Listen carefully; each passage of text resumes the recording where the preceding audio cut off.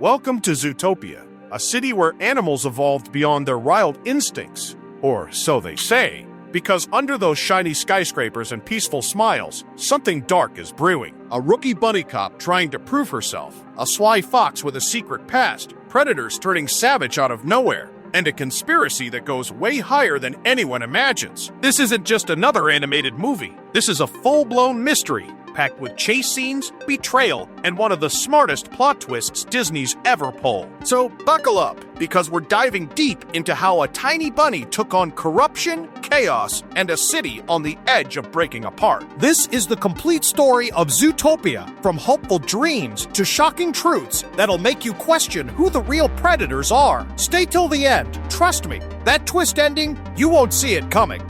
In the world of Zootopia, animals evolve beyond their wild instincts.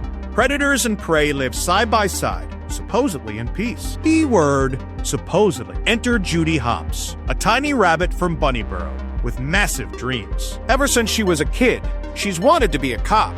Not just any cop, but the first rabbit officer in all of Zootopia. Now, everyone laughs at her dream because let's be real. She's like 2 feet tall and weighs less than the donuts the police chief eats for breakfast. But Judy? She doesn't care. She's all heart, zero quit. She trains, grinds, and finally, she graduates from the Zootopia Police Academy. Big moment. Tears. Applause. Her parents are like, cool, but please don't get eaten. Real supportive energy there. She heads to the big city. And man, Zootopia is insane. Every district is its own biome. You've got ice-cold tundras, tropical rainforests, desert zones.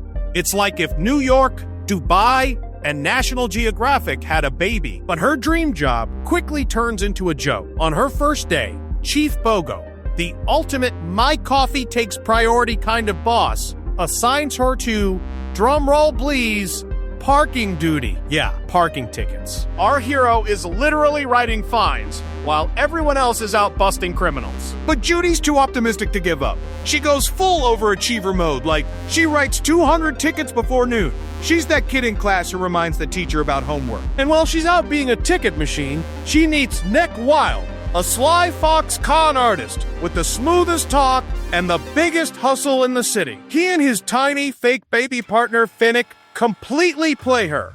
Like full-on scam mode. This is the first time Judy learns. Zootopia might look civilized, but it's still full of predators, prey, and plenty of people willing to take advantage of the naive ones.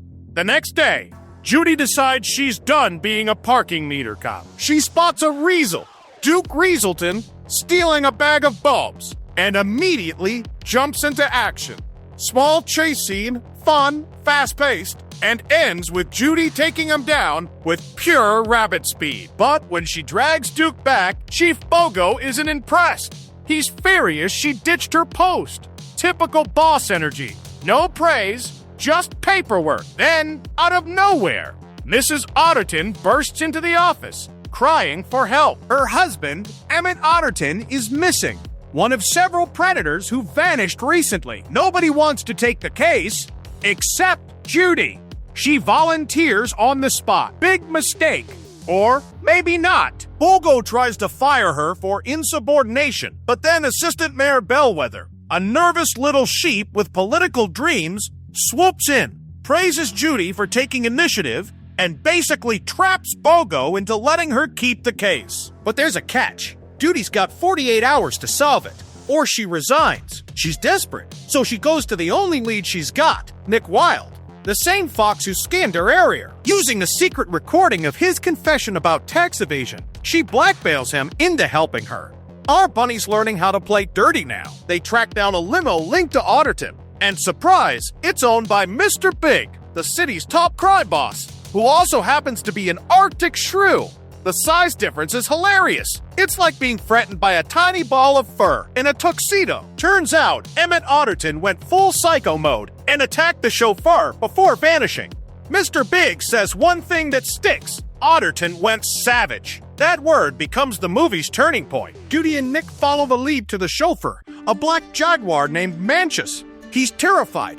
Says Emmett was ranting about something called night howlers before attacking him. Then, mid-conversation, Manchus also goes full savage and chases them through the jungle. Judy barely escapes, traps Manchus, and calls the cops. But when backup arrives, the jaguar's gone, vanished. Chief Bogo shows up again, ready to end Judy's career. But Nick, being the unexpected bro, reminds Bogo she's still got 10 hours left. Respect. That's when Nick drops his own backstory. When he was a kid, he tried to join a junior ranger club, but the other kids muzzled him, literally, just because he was a fox. From that day, Nick decided, if the world sees me as a sly, untrustworthy fox, I'll become one. And right there, Zootopia stops being a cute kids movie and hits hard with real-world prejudice, stereotypes, and the pain that comes with them. With Bellwether's help, Judy and Nick use the city's traffic cameras to trace the wolves who kidnapped Manchus. They tail them to a remote asylum. Creepy, cold, full secret lab vibes. And discover something insane. All the missing predators are here, locked up and acting like wild animals. And who's behind it? Mayor Lionheart. The big guy himself has been hiding the savage predators, trying to study them in secret. Judy and Nick record the evidence, call the press, and boom, Lionheart gets arrested. Bellwether becomes the new mayor. Case solved, right? Yeah, not even close. Judy becomes a hero overnight, and Nick's officially offered a job at the CPD. But during a press conference, Judy accidentally says something that screws everything up. She basically implies that maybe predators are going savage because of their biology. Translation? Maybe they can't help being dangerous. Instant chaos. The city turns into a panic zone. Prey animals start distrusting predators. Friendships break down. And Nick, who thought Judy saw him differently, walks away, disappointed. Brutal scene. Feeling guilty, Judy quits the force and returns to her parents' farm. One day, while helping her parents sell vegetables, she overhears a conversation about night howlers. Turns out, they're not wolves, they're flowers, specifically Midnicampum holociphius, a plant that drives animals insane if eaten. That's when it all clicks. Someone's been using these flowers to make predators go savage. She rushes back to Zootopia, tracks down Nick, apologizes like a champ, and together, they go full detective mode again. They corner Reeselton and find out he stole the night howler bulbs for a ram named Doug, who's running some shady operation in the subway. Cut to the secret lab. Doug's got tanks, chemicals, and tranquilizer darts filled with the night howler serum. Dude's been shooting predators across the city on orders from a client. They chase Doug through the subway, wild scene, and manage to grab a dart gun as evidence. When they finally confront Bellwether, plot twist, she's the real villain. The sweet little sheep has been behind everything. She's been using the night howler serum to turn predators savage, to make prey animals afraid, and rise to power. Her motive, fear, always works. Classic politician line. Bellwether traps Judy and Nick in the museum, shoots Nick with one of the darts, and orders her guards to capture him. But joke's on her. A dart was filled with blueberries, not serum. Nick faked the savage act, recorded her confession, and purged the tables. Game over. Bellwether and her goons get arrested. Mayor Lionheart, still in prison, gives a killer quote, "I may have done the wrong thing for the right reason," which, honestly, sums up half the political world today. All the infected predators are cured. The city starts healing, and Judy's reinstated to the ZPD. Fast forward 9 months. Nick graduates from the police academy. He's now the first Fox police officer in Zootopia. Officially Judy's partner. Our bunny and fox duo are back together, this time as equals. And the movie ends with a full circle moment. Judy delivering another powerful speech about how real change takes work, not just dreams. Then we cut to Nick and Judy chasing a speeder down the highway, bickering like old friends. And boom, credits roll. Quantum conclusion. And that's Zootopia, a movie that pretends to be about cute animals, but is really about racism, prejudice, corruption, and what it means to fight for equality. Disney basically said, let's teach kids about systemic bias, and somehow made it hilarious and heartwarming. Judy Hopps isn't just a bunny with a badge. She's the definition of determination. Nick Wilde isn't just a hustler.